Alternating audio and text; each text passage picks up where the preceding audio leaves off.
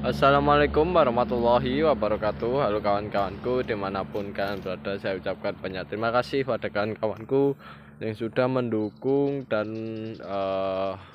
meluangkan waktunya untuk menonton video channel kami. Pada kesempatan kali ini kita akan berbagi sedikit hal mengenai tentang proses budidaya tanaman cabai, yang dimana kali ini kita akan memberikan informasi tentang budidaya cabai yang memang ini sangat cocok sekali dan bagus sekali untuk menunjang pertumbuhan dan perkembangbiakan cabai. Akan tapi sebelum masuk ke pembahasan, kita update terlebih dahulu untuk tanaman cabainya. Saat ini harga cabai kondisinya dalam kondisi yang bagus, yang dimana kondisinya sudah di 40 ribuan, menandakan harga sudah berada di fase untung ya kawan-kawan. Dan yang jelas kembali lagi kita perlu perawatan juga, perlu budidaya yang baik juga agar performa cabai tetap baik. Nah, dan di depan kami kan bisa lihat ini cabainya kondisi dimana waktunya segera dipanen kan ya, karena sudah warna oranye. Jangan sampai warnanya sudah berubah kayak gini, paling tidak ya kayak gini kan kawan, untuk buah cabenya segera dipanen, karena nanti kondisi semacam ini biasanya memiliki bobot yang luar biasa bagus dan cocok sekali ketika harga mahal ini. Performa bobotnya masih dalam kondisi yang bagus, soalnya kalau ketuaan itu nanti bobotnya akan menurun ya. Oleh sebab itu kan kawan, saya saranin dalam proses budidaya cabai ya, selain pemanenan yang tepat kan kawan, juga perawatan yang tepat pula. Perawatan yang tepat yang itu ya bagaimana? Salah satunya adalah perawatan mengenai tentang pupuk ya kan kawan, pemupukan. Nah, bagi kawan-kawan ya, saya saranin untuk pemupukan buah cabai atau tanaman cabai yang kawan budidayakan, yaitu kan kawan pupuknya salah satunya bisa memanfaatkan pupuk organik cair ya, entah secara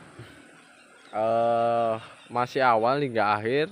Dan di sisi lain juga kan perlu ya menggunakan pupuk organik untuk proses budidayanya, terutama dalam proses pembentukan lahan media tanamnya itu kan kawan, saya saranin tetap disuplai dengan menggunakan pupuk organik. Meskipun budidaya kawan kondisinya dalam secara konvensional ya, saya saranin pertanian semi organik harus kalian lakukan ya, karena efek jangka panjangnya untuk media tanam itu semakin lama semakin subur ketika akan menggunakan pupuk organik. Dan di sisi lain juga selama perjalanan membudidayakan kan kawan juga perlu menggunakan pupuk organik cair ya, karena kedua pupuk tersebut memberikan dampak ya yang positif bagi tanaman yang kita budidayakan. Dari dampak keberlanjutannya memang semakin lama semakin subur, dari hasilnya itu semakin membaik ya. Karena apa? Karena pupuk organik pastinya memiliki kelebihan ya, dimana kelebihannya salah satunya adalah memiliki kandungan ya berbagai macam unsur hara yang begitu lengkap, sehingga kondisi kelengkapan tersebut dapat memenuhi kebutuhan dari tanaman yang dibudidayakan.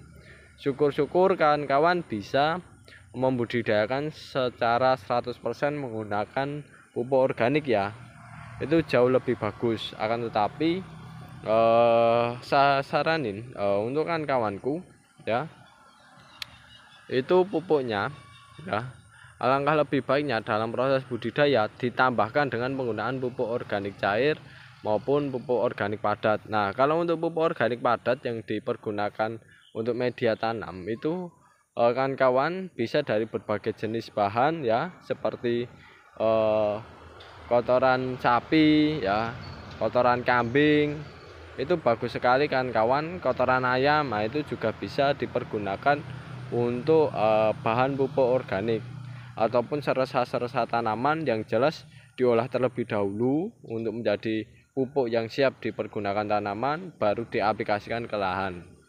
Dan untuk pupuk organik cairnya ya kan kawan, selalu sertakan dalam proses pemupukan ya, dalam artian ya seperti halnya akan memupuk ya, biasanya kalau untuk musim-musim kayak gini kan dikocor. Nah, kan kawan ikut sertakan pupuk organiknya agar tenaganya jauh lebih efisien, waktunya jauh lebih efektif ya. Nah, itu ikut sertakan, campur saja tidak masalah, diberikan ke lahan budidaya kawan.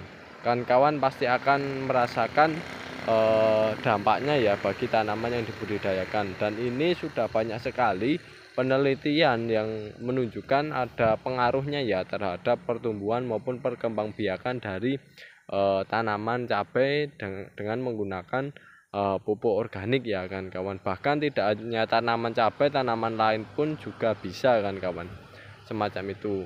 Dan ya saran saya tetap kan kawan, untuk proses budidayanya ya lakukan semi organik. Syukur-syukur nanti kalau lahannya semakin lama semakin membaik, langkah berikutnya kan kawan mengurangi intensitas ketergantungan pupuk kimia kan kawan, semacam itu.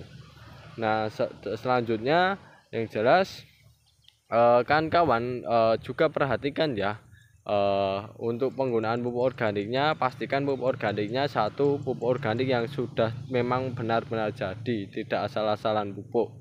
Yang kedua yaitu pastikan mengandung mikroorganisme yang dapat mengurai bahan-bahan organik ataupun aktif ya. Mikroorganisme aktif yang bisa mengurai bahan-bahan organik. Dan yang ketiga yaitu pastikan bahan baku untuk pupuknya itu sesuai untuk tanamannya. Karena kalau pupuk yang diberikan itu tidak sesuai ya, ibarat pupuknya hanya seadanya saja, yaitu biasanya untuk tanamannya kurang bagus. Dan lebih saya fokuskan ya, lebih saya sarankan, mohon maaf ya, lebih saya sarankan itu kalau untuk pupuk pemupukan organik cair, kalau untuk masa vegetatif ya, untuk tanaman cabai ya berikan pupuk organik cair yang bahan bakunya memang dari bahan-bahan vegetatif ya, bagian vegetatif ya, seperti daun, batang ya, yang dipergunakan sebagai pupuk lah ya. Dan yang jelas yang mengandung banyak nitrogen, semacam itu. Kalau masa pembungaan ataupun buah itu baru dilengkapi ya, nitrogennya ada, fosfornya ada, kaliumnya juga ada. Nah, itu nanti cocok sekali untuk tanaman cabai ketika kondisi berbuah, sehingga tanaman cabai itu tidak terpaksa berbuah di awal ya kan kawan. Jadi pertumbuhannya normal, karena saya pernah menemui juga ya, itu karena mungkin bahan bakunya ya kan kurang nitrogen. Jadi untuk tanaman cabainya itu dari segi pertumbuhannya kurang bagus, akan tapi dari segi pembungaan maupun pembuahannya jauh lebih cepat lah, semacam itu ya. Saya saranin lebih disesuaikan ya, kalau vegetatif ya difokuskan untuk nitrogennya, untuk pertumbuhannya, fosfornya ya untuk memperkuat. Dan kalau masa generatif ya, fosfor serta kaliumnya itu yang diperkuatkan kan, meskipun ada nitrogennya tidak masalah. Tapi kalau pupuk organik cair ya asal diberikan nggak masalah kan kawan ya. Tapi ya alangkah lebih baiknya ya yang lebih sesuai ya, sesuai dengan kebutuhan dari tanaman yang dibudidayakan. Kan kawan bisa lihat pupuk organiknya itu asal bahannya dari mana, semacam itu.